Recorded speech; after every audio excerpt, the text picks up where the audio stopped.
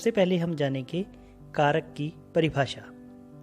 कारक का अर्थ होता है किसी कार्य को करने वाला, यानी जो भी क्रिया करने में भूमिका निभाता है उसे कारक कहते हैं। कुछ उदाहरण जानते हैं। वह रोज सुबह गंगा किनारे जाता है। वह पहाड़ों के बीच में है। आगे देखो, नरेश खाना खाता है। सूरज किताब पढ़ता है। आगे देखते हैं कारक के भेद। कारक के मुख्य 8 भेद होते हैं। सबसे पहले है कर्ता कारक, कर्म कारक, करण कारक, संप्रदान कारक, अपादान कारक, संबंध कारक, अधिकरण कारक और संबोधन कारक। सबसे पहले हम जानेंगे कर्ता कारक। जो वाक्य में कार्य करता है उसी को कर्ता कारक कहते हैं।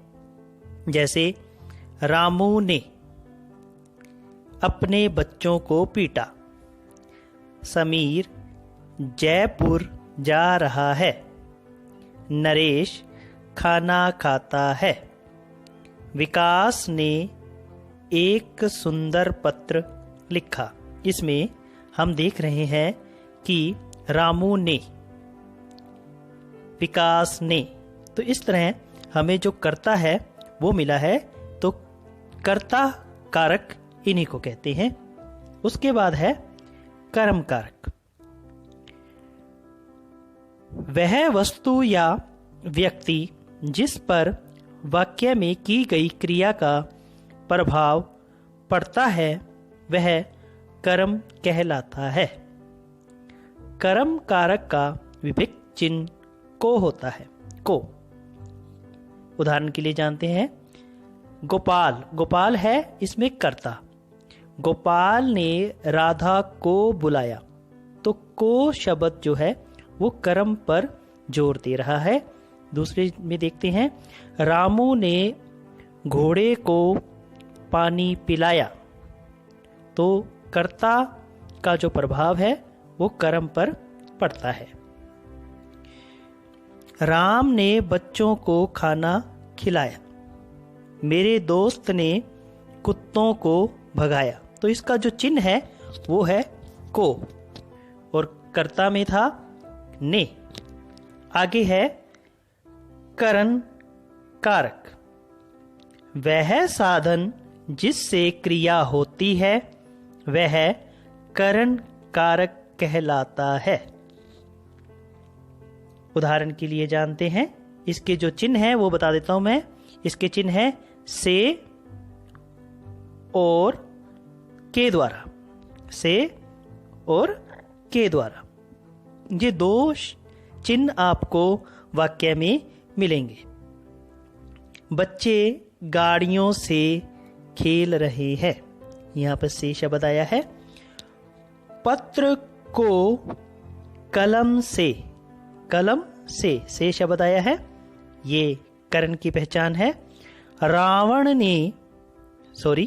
राम ने रावण को बाण से मारा।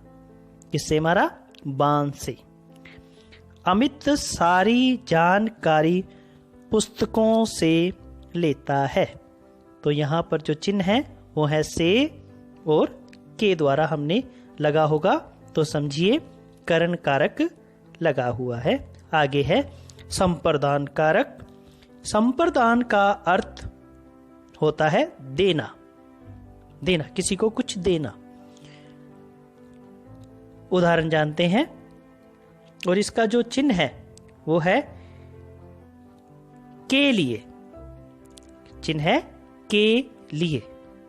हाँ जी, उदाहरण है, माँ अपने बच्चों के लिए दूध लेकर आई।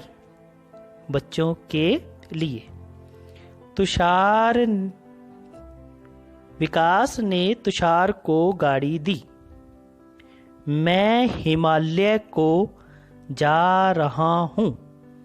रमेश मेरे लिए कोई उपहार लाया है। तो यहां पर हमें क्या क्या मिला? के लिए और को। तो संप्रदान के जो चिन्ह है वो है के लिए और को। आगे है अपादान कारक। जब संज्ञा या सर्वनाम के किसी रूप से किन्हीं दो वस्तुओं के अलग होने का बोध होता है वहां अपादान कारक होता है। इसका उदाहरण जानते हैं। सुरेश छत से गिर गया। कहां से गिर गया? अलग हुआ, छत पे था, छत से वो अलग होके नीचे गिर गया। सुरेश छत से गिर गया। आगे है सांप बिल से बाहर निकला। किससे बाहर निकला? किसी चीज से अलग होना। पृथ्वी सूर्य से बहुत दूर है। आकाश से बिजली गिरती है। इसमें अलग होने का चिन्ह मिलेगा।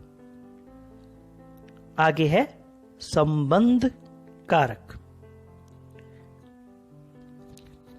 संबंध कारक में जैसा कि हमें कारक के नाम से पता चल रहा है कि यह किन्हीं वस्तुओं से संबंध बताता है, तो यहां पर क्या होगा?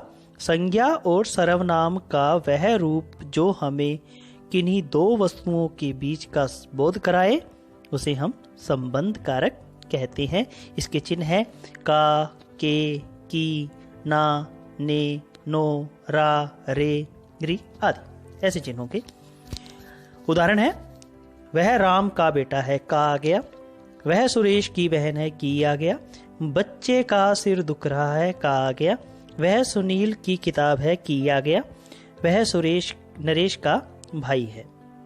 इस तरह आगे है अधिकरण कारक।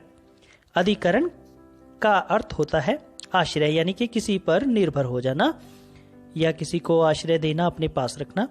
संज्ञा का वह रूप जिससे क्रिया के आधार का बोध हो उसे अधिकरण कारक कहते हैं। जैसे शब्द है भीतर, अंदर, ऊपर, बीच आदि शब्द। तो उदाहरण जानते हैं। वह रोज सुबह गंगा किनारे जाता है। वह पहाड़ों के बीच में है। मनु कमरे के अंदर है। महाभारत का युद्ध कुरुक्षेत्र में हुआ था। इस तरह के ये शब्द आएंगे आपको। आगे है आखिरी हमारा संबोधन कारक। संज्ञा या सर्वनाम का वह रूप जिससे किसी को बुलाने, पुकारने या बोलने का बोध होता है वह संबोधन कारक कहलाता है। संबोधन कारक की पहचान के, अरे, हे, अजी यानी कि किसी को पुकारना। उदाहरण के लिए हे राम बहुत बुरा हुआ। अरे भाई तुम तो बहुत दिनों में आए। अरे बच्चों शोर मत करो। हे ईश्वर इन सभी नादानों की रक्षा करो। तो इस तरह ये हमारे कारक, इसके चिन्ह मैंने यहाँ के चार्ट भी दिया हुआ है। इस चार्ट को अच्छे से देखना है आपने और इसको अपनी कॉपी पे उतार लेना है इस चार्ट को, और इन शब्दों की पहचान